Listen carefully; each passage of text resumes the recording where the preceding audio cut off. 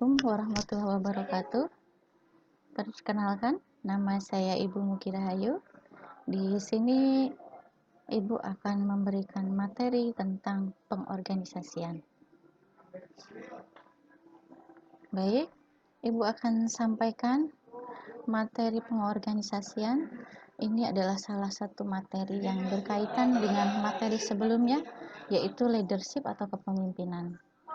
Sebagai seorang pemimpin, kita harus bisa memiliki kemampuan atau skill dalam mengorganisasi. Karena dengan kemampuan mengorganisasi suatu organisasi, lembaga, atau perusahaan, ini akan bisa mencapai tujuannya. Baik, untuk materi yang pertama, Ibu akan menyampaikan materi pengertian pengorganisasian menurut para ahli. Yang pertama, menurut Henry Alberts, pengorganisasian ini bisa ditangani oleh anggotanya yang hanya beberapa orang saja, bisa juga ditangani oleh anggotanya yang mencapai ribuan orang. Umumnya, organisasi ini distrukturkan dalam susunan hierarki sebagai hasil perencanaan formal melalui proses informal juga.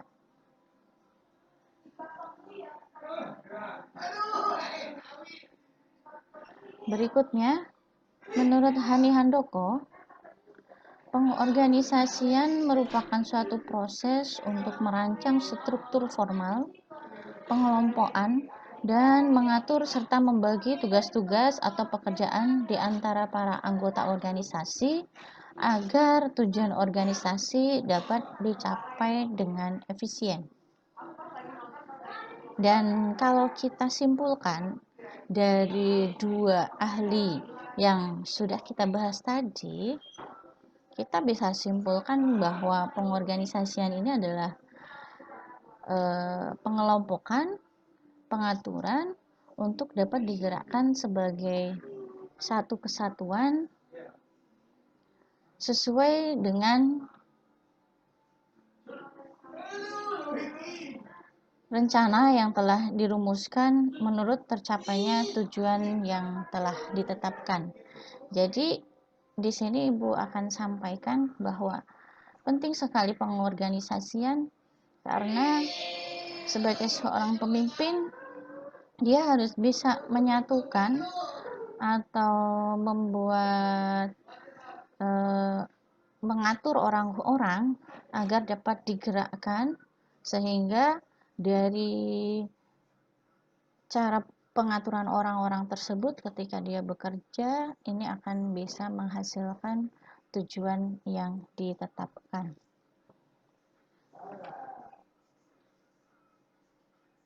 Berikutnya,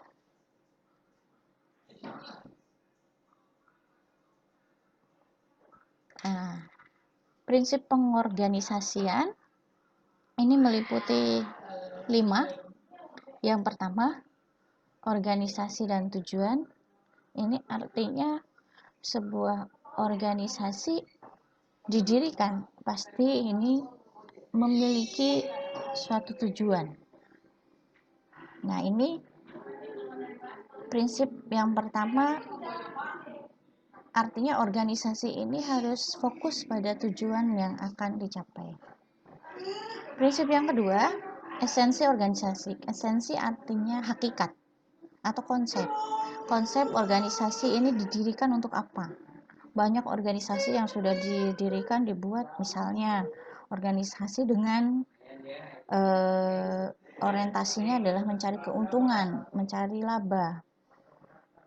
Ada juga organisasi yang didirikan non-profit atau non-laba seperti Yayasan Yatim Piatu, kemudian Yayasan Amal. Nah, itu adalah organisasi yang didirikan tanpa menghasilkan laba atau keuntungan. Sementara kalau organisasi yang bertujuan untuk menghasilkan keuntungan banyak sekali ya, seperti perusahaan, seperti pabrik-pabrik, kemudian toko-toko, dan lain sebagainya. Kemudian prinsip yang ketiga, organisasi harus memiliki prinsip tanggung jawab dan otoritas. Artinya di sini sebuah organisasi didirikan pastinya dia harus ada yang bertanggung jawab. Ketuanya, pengurusnya, kemudian anggota-anggotanya, dan ini yang memiliki otoritas atau kewenangan dalam mengendalikan organisasi tersebut. Berikutnya, prinsip yang keempat adalah spesialisasi. Artinya di sini setiap orang ini akan memiliki spesialisasi atau keahlian khusus yang dimiliki oleh orang-orang atau anggota dari suatu organisasi tersebut. Nah, ini diperlukan agar apa? Agar setiap orang yang memiliki keterampilan khusus atau spesialisasi ini, dia bisa ditempatkan pada posisi yang sesuai. Contoh, orang yang pintar IT, maka dia akan ditempatkan di bagian IT. Orang yang pintar untuk bernegosiasi atau berhubungan dengan masyarakat atau berhubungan dengan organisasi lain, dia akan ditempatkan di bagian humas. Nah, maka kita perlu mencari orang-orang yang memiliki kemampuan atau keahlian yang spesial, keahlian khusus yang dia miliki. Prinsip yang kelima yaitu rentang kendali. Ini artinya setiap orang yang ditugaskan pada satu jabatan tertentu, dia memiliki batasan atau rentang kendali yang dia kendalikan atau menjadi tanggung jawab dari jabatan yang melekat padanya. Berikutnya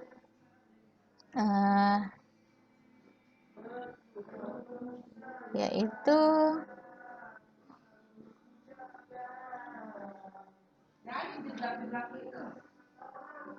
proses pengorganisasian.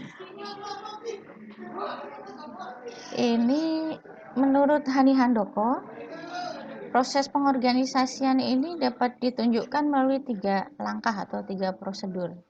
Yaitu yang pertama, pemerincian seluruh kegiatan yang harus dilaksanakan untuk mencapai suatu tujuan organisasi. Nah, artinya di sini langkah pertama dirinci dulu, ini kegiatan yang akan dilakukan apa saja nih, agar mencapai suatu tujuan organisasi.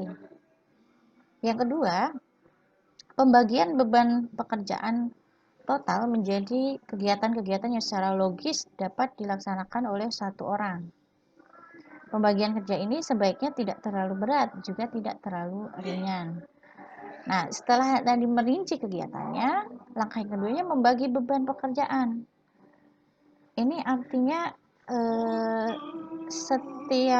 sebagai seorang pemimpin, dia harus bisa menentukan ini beban pekerjaan ini harus dilakukan oleh si A, si B, si C untuk merealisasikan target-target kegiatan yang sudah dirinci tadi. Kemudian langkah yang ketiga, pengadaan dan pengembangan suatu mekanisme untuk mengkoordinasikan pekerjaan para anggota organisasi menjadi kesatuan yang terpadu dan harmonis. Ini contoh yang sederhananya seperti ini. Kalau tadi sudah merinci kegiatannya satu persatu, kemudian dibagi orang yang akan mengerjakan siapa saja, ini langkah terakhirnya yaitu koordinasi. Nah, tidak mungkin pada suatu tim ini akan bekerja masing-masing, berjalan sendiri. Satu tim setelah dia bekerja, dia harus berkoordinasi dengan teman lainnya, dengan bagian lainnya, sehingga apa? Sehingga ini menjadi satu kesatuan yang padu dan harmonis. Nah, ini 3 cara inilah yang akan menghasilkan satu proses pengorganisasian yang efektif. Oke, kita lanjut berikutnya, yaitu nah, ini ada 4 pilar dalam pengorganisasian. Ini yang menjadi dasar sukses tidaknya seorang pemimpin dalam pengorganisasian ini tergantung dari 4 hal ini. Yaitu yang pertama, seorang pemimpin harus bisa melakukan pilar pertama, yaitu pembagian kerja. Pemimpin yang baik yaitu yang bisa membagi pekerjaannya kepada bawahannya, bukan dikerjakan sendiri. Nah, ini prinsip pertama ya. Ini pilar pertama, yaitu pembagian kerja. Kemudian pilar yang kedua, pengelompokan kerja. Pengelompokan kerja ini artinya seorang pemimpin harus bisa mengelompokkan pekerjaan-pekerjaan. Misalnya ini pekerjaan administratif dikerjakan oleh bagian tata usaha. Kemudian ada pekerjaan yang lain, ini biasanya pengelompokannya dikelompokkan berdasarkan pekerjaan yang sejenis, serumpun. Pilar yang ketiga yaitu relasi antar bagian di organisasi. Jadi ini sama halnya dengan tadi, saling berkoordinasi antara satu bagian dengan bagian yang lain, sehingga di sini relasi atau hubungan dari satu bagian dengan bagian yang lain ini bisa berjalan dengan harmonis. Pilar keempatnya koordinasi. Nah, ini perlu dilakukan seorang pemimpin untuk mengkoordinasikan agar sinkron, agar padu antara satu bagian dengan bagian yang lain, sehingga tujuan dari suatu organisasi ini bisa tercapai.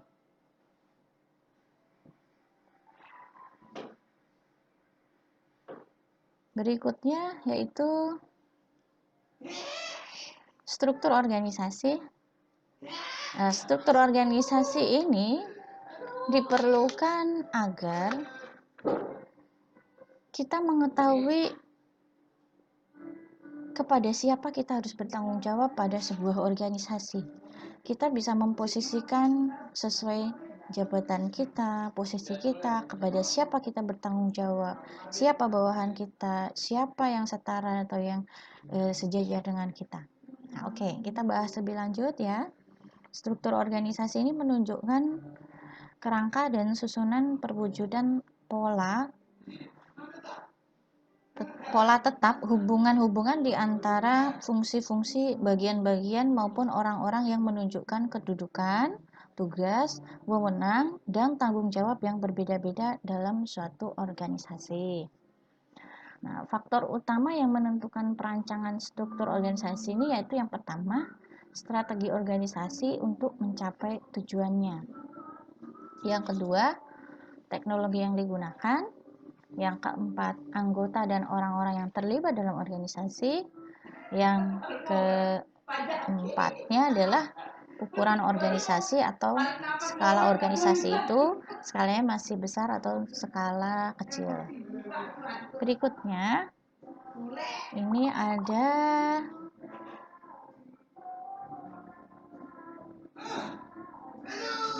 desain organisasi. Bagaimana sih mendesain organisasi? Ini adalah suatu proses memilih dan mengimplementasikan struktur yang terbaik untuk mengelola sumber guna untuk mencapai misi dan tujuan. Artinya di sini seorang pemimpin harus bisa mendesain, harus bisa memilih struktur yang paling cocok, yang paling sesuai, dan menempatkan orang-orang pada posisi yang strategis untuk mencapai misi atau tujuan dari organisasi tersebut. Kemudian ini ada contoh struktur organisasi, Ini Ibu ambilkan contoh yang sederhana pada sebuah perusahaan, yaitu yang tertinggi misalnya ini adalah pimpinan, kemudian di bawah pimpinan ada direktur bawahannya ada manajer produksi, kemudian secara vertikal yang sejajar dengan manajer produksi ada kepala akunting dan manajer personalia. Kemudian manajer produksi membawai produksi dan pemasaran, sedangkan kepala akunting membawai staf akunting dan manajer personalia membawai HRD. Ini contoh struktur organisasi yang sederhana. Oke. Demikian materi yang Ibu sampaikan mengenai pengorganisasian.